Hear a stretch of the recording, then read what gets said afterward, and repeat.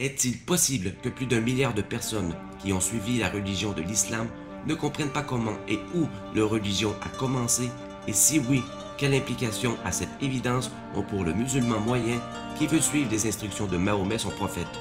Nous allons avoir à examiner un temps de l'histoire et un arrangement que peu d'entre nous comprennent. Des siècles, les histoires du monde classique et les empires du Moyen-Orient ont été discutés, mais peu d'efforts a été donné à l'histoire de l'Arabie.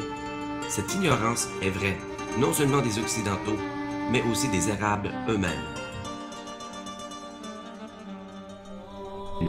Dans la ville de la Mecque, en Arabie Saoudite, les développeurs ont creusé partout en mettant en place de grands bâtiments, des hôtels et des gratte-ciels.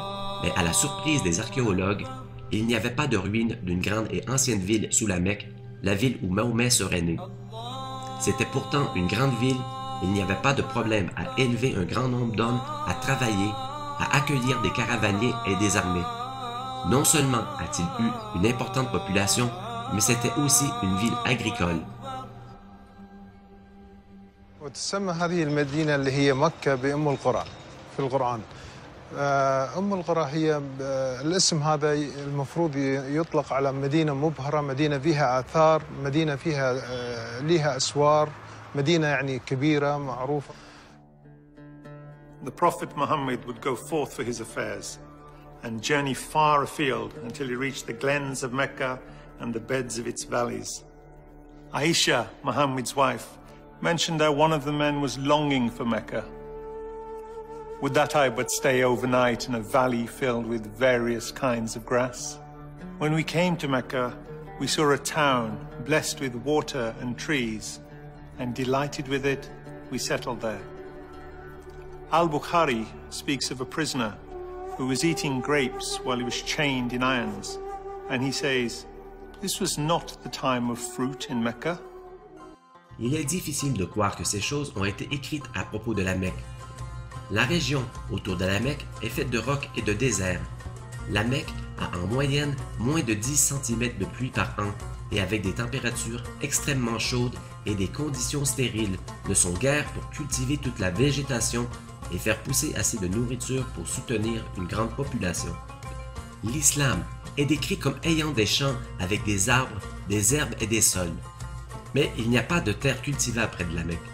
Ils ne correspondent pas aux descriptions anciennes, même qu'il est mentionné que les habitants de la Mecque hésitaient à abattre les arbres dans la région sacrée. Et les plantes, dans les temps anciens, peuvent être facilement testées par la présence de spores et de pollen et de sols anciens non perturbés à ce jour. Il n'y a pas d'antécédents d'arbres qui ont déjà existé dans l'ancienne Mecque. Un autre casse-tête est que la ville de la Mecque est absente sur toutes les premières cartes d'Arabie. On s'attendrait à ce qu'une ville marchande importante soit mentionnée sur les premières cartes, mais pas une montre la Mecque avant la naissance de l'islam. Comment une grande ville pourrait être forgée et qui pourrait élever des milliers d'hommes dans son armée, une ville qui avait des arbres agricoles, des herbes et des raisins visités par d'autres nations?